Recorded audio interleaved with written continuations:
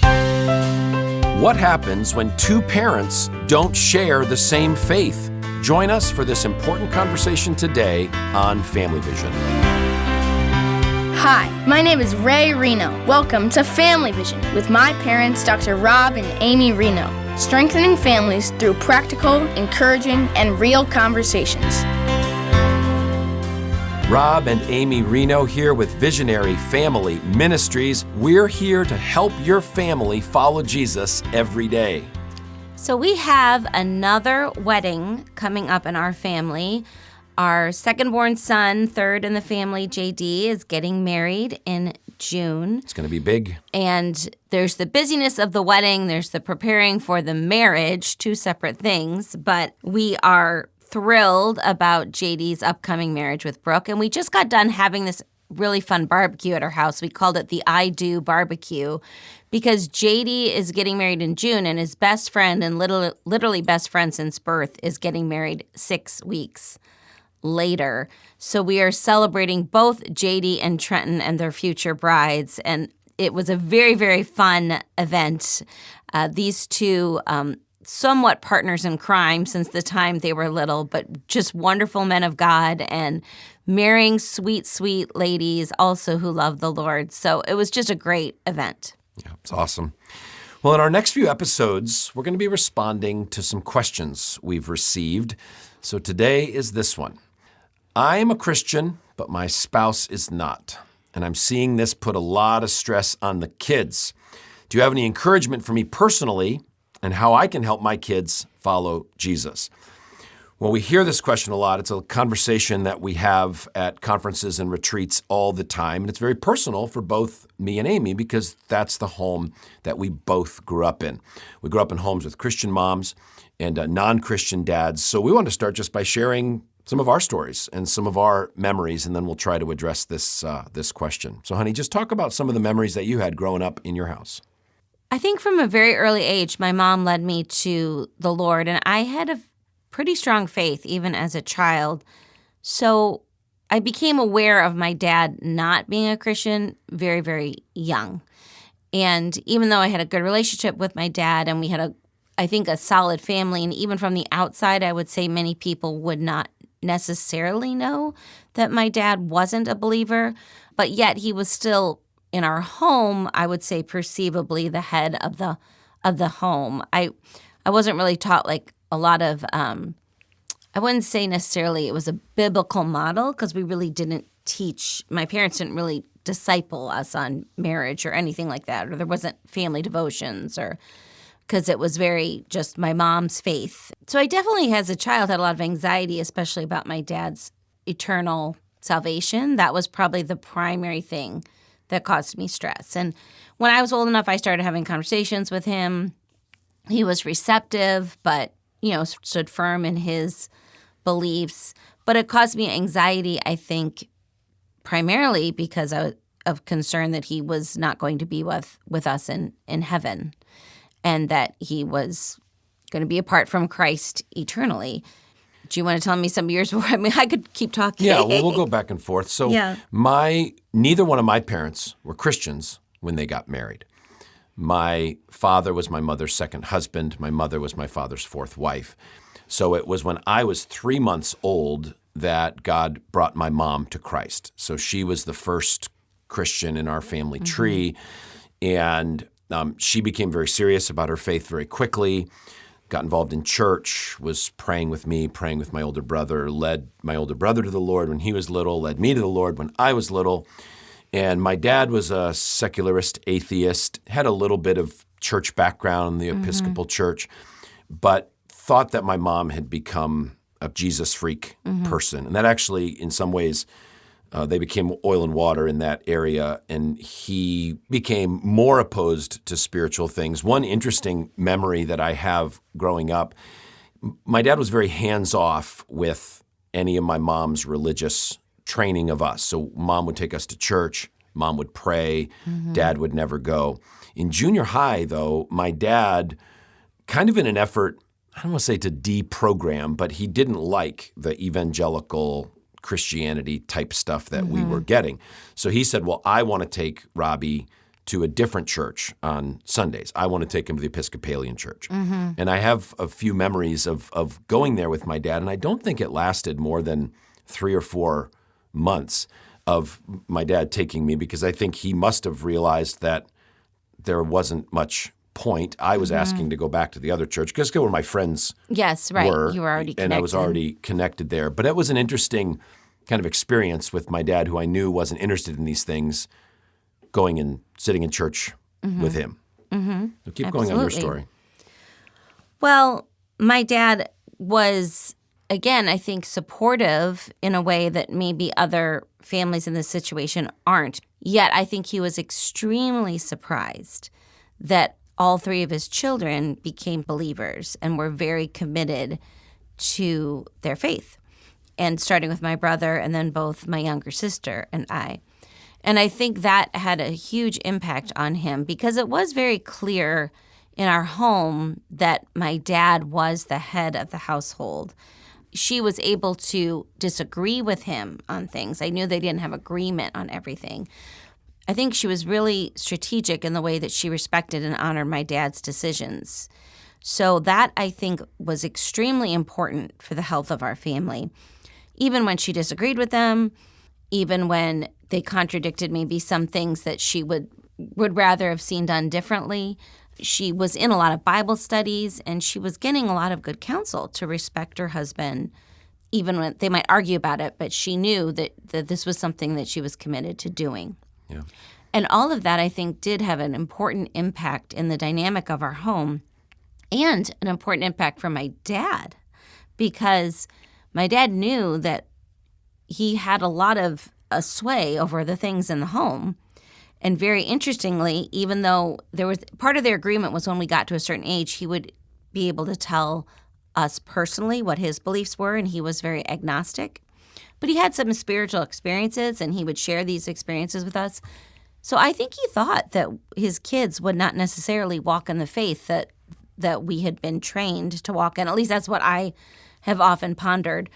The other impact that it had on him is that he saw the power of the church and the church community. Even though he wasn't personally a Christian, he believed what was going on in youth group. He was impressed with the youth pastor. All that to say, those things, I think, had a huge impact on him over the long run, that he chose to accept Christ after you and I were married a year.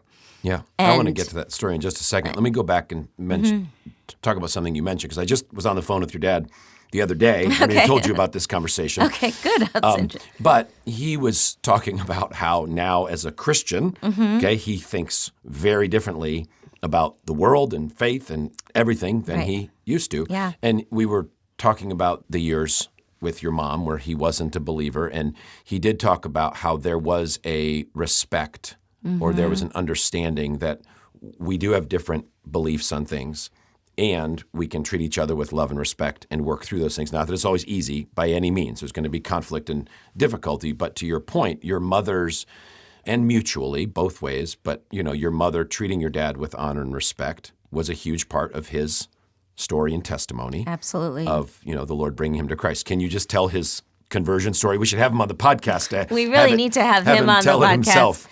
It was an incredible time, and I still remember it like it was yesterday, because we had celebrated Christmas, and our family's kind of a big Christmas family. We were all together, and my brother was married at the time. I just remember we were around the dinner table at Christmas time, and we'd opened Christmas gifts, and my dad started off the dinner by saying, well, there was one more gift that was open today. I get a tear to my eye when I think about it. There was one more gift that was open today that no one saw me receive. And he said that he'd accepted the gift of salvation. And there was just a hush first, like just awe and amazement. And I remember my brother crying immediately. And my brother, if you knew him, he was not a crier, not even one to show emotion. And the fact that that emotion came out in him first and foremost, of just tears of joy. And even now, as I relive it, that joy comes back to me, and I have the same emotional reaction, because something you prayed for so long and that you didn't think really was ever going to happen. When he talked about his conversion experience, it was that this overwhelming peace came over him that he could not explain. And that's the peace that passes all understanding, the peace of Christ. But it's so sweet that my kids, well, really all the grandkids, don't know the grandfather that didn't know Christ. He is now perceived by all of our kids as very much a spiritual patriarch of the family, even though that's not who he was, when he was raising his own family. Right. Like any Christian, you come to Christ and you're new in Christ. You're a babe in Christ, and then you grow. And we've been growing right alongside your dad, and he's been growing into this spiritual patriarch for the generations of our family. And being it's an amazing story. Yeah, and he went from being a leader to now over this time has become a spiritual leader. Mm-hmm. And I think probably one of the most impactful things that my dad ever said to me was when my brother passed away, and how I was the one who was very angry with God in those moments. It was interesting to me that my dad was that spiritual leader for me and a spiritual father for me in a way that I had not experienced probably any time in my life till that moment when he said, he's kind of like Job, where he said, how could we be upset with God when he blessed us with all these years of a wonderful son? I'm still going to get emotional again, but I can't be angry at God for taking him away when I never deserved to have him in the first place. Yeah. A couple other memories from my journey. One was when I was getting ready to leave for college, or the college search process. I felt like the Lord was calling me to be a youth pastor, therefore pursuing Christian education, which my dad was not in support of doing that. So he's like, well, I'll help you financially if you go to University of Connecticut, but if you want to go to Wheaton College, then you're on your own. It was interesting over the years as I pursued ministry. My dad did start to soften to the idea of me being a pastor, but it was because in his generation, a pastor was a person of prestige in the community, and really not so much the case anymore. So he kind of liked that. His son would have this role or this title or something along those lines. Another memory I have is with my mom, and this is at 13, 14, 15. It's really at that point when you're a young person and you see these two different paths that your parents are on. You see a Christian and you see a non-Christian. And I remember the conversation with my mom where she was like, look, I'm really sorry that you're in this situation. Like, no teenager should have to be in this spot where you have one parent going one way, another parent going another way.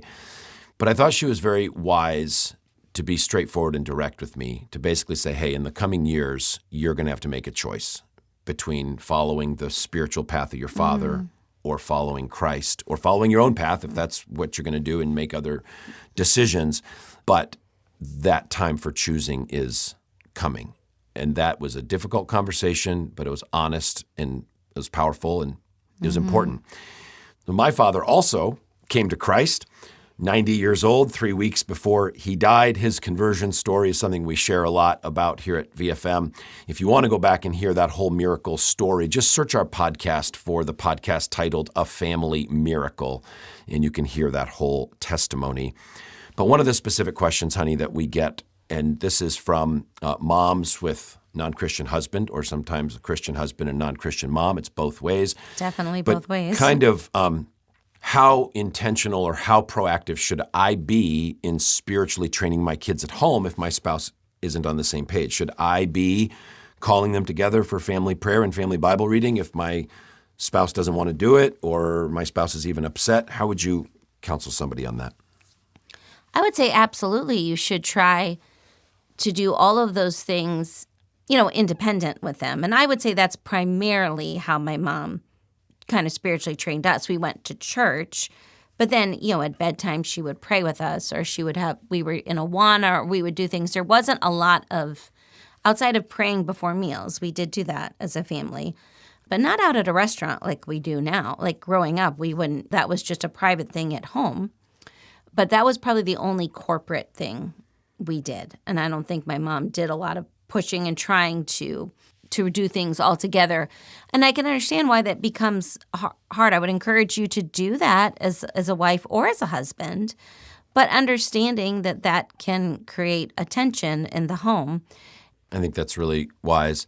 And affirming what you said, if you're the Christian parent, then you should be praying with your kids, and you should be inviting your kids together for family worship and Bible. And I also think you can invite your unbelieving spouse to participate and to sit. And as long as you're not doing it in a shaming, critical, rejecting way, but it's polite and kind to say, hey, I was going to pray and read the Bible with the kids. You're more than welcome to come, and guilt-free. If you don't feel comfortable, no problem. If you do have a situation where your spouse is like trying to forbid you from doing that, that's very, very difficult. And not only are you going to need some care and counsel yourself, if your spouse is at all open to any kind of marriage counseling, they're being very disrespectful and not giving you the freedom to be who you want to be in the home and who you are in the home. So we would encourage you to press into that. Honey, in our final couple minutes, let's talk about the marriage dynamics. What encouragement would we give to that husband or wife who is spiritually single in the home? Well, first of all, to reach out to your pastor, first and foremost, so that they know the situation. Be attending church, even if your spouse, you're in a situation where you can't bring your kids, you should go to church. If you're in a situation where you're being told that you can't do any of those things, we're in a whole other category of some form of manipulation, control, or abuse. Because in any healthy marriage, a spouse, each of you should be able to, like you already said, be able to believe what you are convicted in believing. Like I said, we're entering another category if you're feeling manipulated or controlled to an extent where you cannot believe what you want to believe. You have to absolutely seek counseling. But first and foremost, you should be telling your pastor. You should have a Christian group around you to support you. And you should also be teaching your kids to honor their parent, even if they don't share the same faith. So let's say your kids are believers or want to be at church, but the other parent doesn't support that. You still want to teach your kids to honor that parent and not use it as any kind of excuse to dishonor them.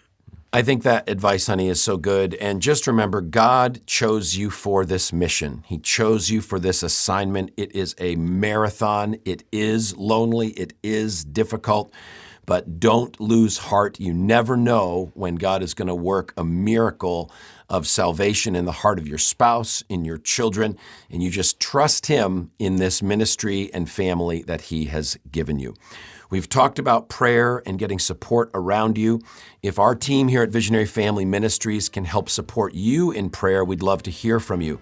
You can email us at podcast@visionaryfam.com. We'd also love to see you in person. If you'd like to find out when our next live conference is coming to your part of the country, please go to our website, visionaryfam.com, click the events button, and we would love to see you. And we look forward to our next time together with you on Family Vision.